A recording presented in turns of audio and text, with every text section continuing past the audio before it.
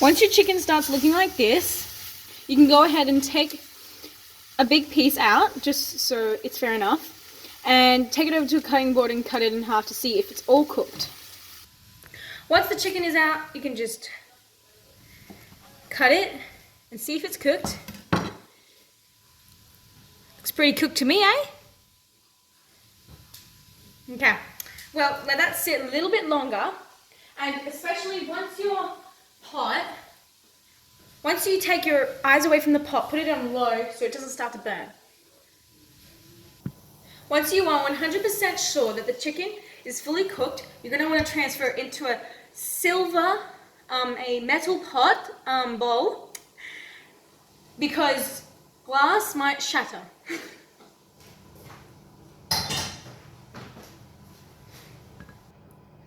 Once you transfer your chicken into a bowl, it will be extremely hot, so make sure not to touch it, and simply just cover it over with a cloth so it keeps it nice and warm till serving time.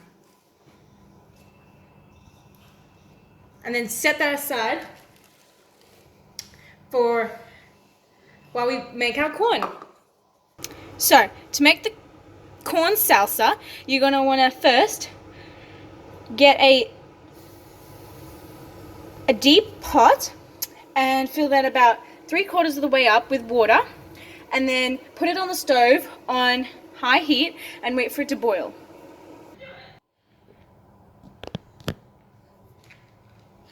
Once you're waiting for the water to boil, bring in your cabbage, capsicum, a red capsicum and a red onion, and chop them up as so. So first of all, to start off with the cabbage, you're going to peel away the bad leaves, and then get a different knife that you used for the chicken, because you don't want to cross-contaminate the vegetables with the meats, and just cut a pretty big bit, 1/4 of the cabbage off, like so. See? And then take off the top leaf that's falling off, and simply just cut down. Once again, cutting into rectangles. Keep it together.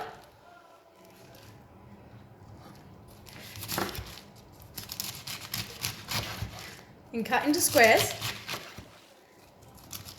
You don't need to worry about cutting it to the side because the cabbage will already fall apart. Once your cabbage is cut, set aside. And also, quick tip, don't use the same cutting board that you used for the chicken for your veggies. Then, once again, you'll cross-contaminate. I'm just putting this cabbage into a glass bowl because salsa's pretty, and I think it should be shown off. Now, don't get all nitty-gritty and try to get it all off the board. We'll get it later. Then, next, we're going to go with the capsicum. What I like to do is I like to slice around the bowl at the top, the stem, slice around, and then just try to pick it out. And it's pretty much got your seeds out. And then chop it in half. Then just get all the seeds out and set it aside. And the white part. Get the white part out too.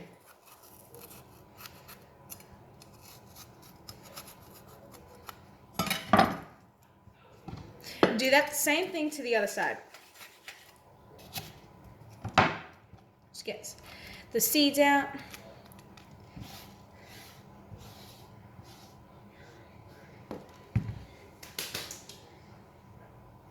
And then give them a quick rinse, just to make sure that they're all done. As you can see, the capsicums are washed completely, so there are no seeds and they're ready to be cut. Just like all the other veggies, cut them into rectangles and then cut them into squares. You're going to want to cut the capsicum a little bit finer than you did with the chicken and the cabbage. So just cut them into rectangles and then cut those rectangles. So they're very thin strips. And then don't pull them apart because you'll need to do this. And then cut maybe every 10 millimeters.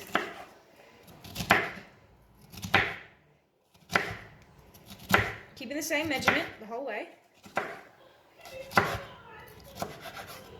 And then once again, pop that into the bowl. Ready to serve.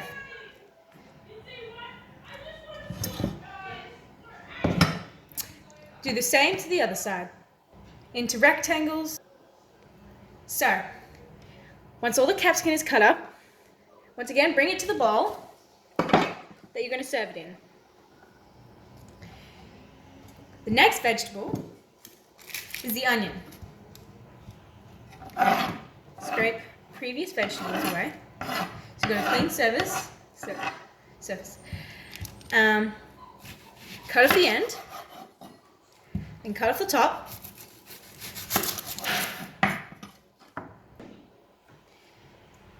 With the onion, just peel it up, peel off the skin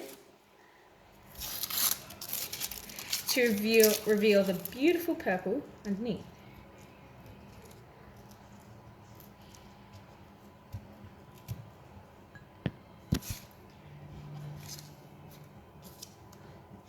Cut your onion in half. Then, very slowly,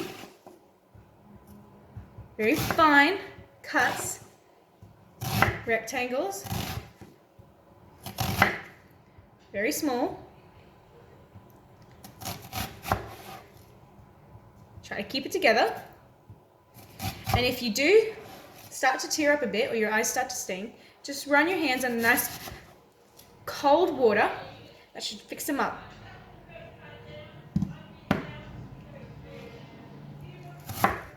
Just very slightly. You don't even. And then before you cut them into squares, not like I just did then, cut it on the side like that.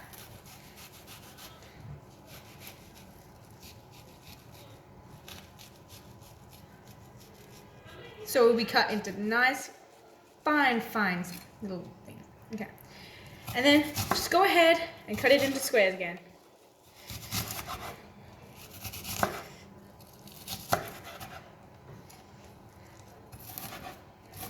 Okay. That's it. Then, once again, pull around your side and put your onion into the bowl.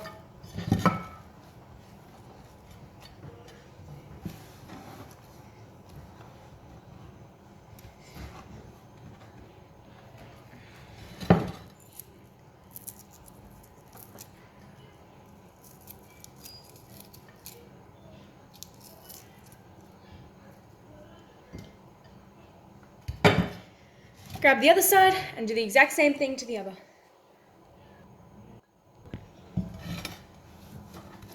Gather everything straight into the bowl.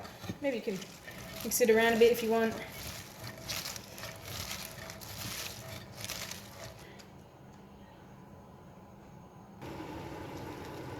After boiling, it should be boiled. So just put in some nice corn. And you're going to want to put about 2 handfuls in there. Should be good.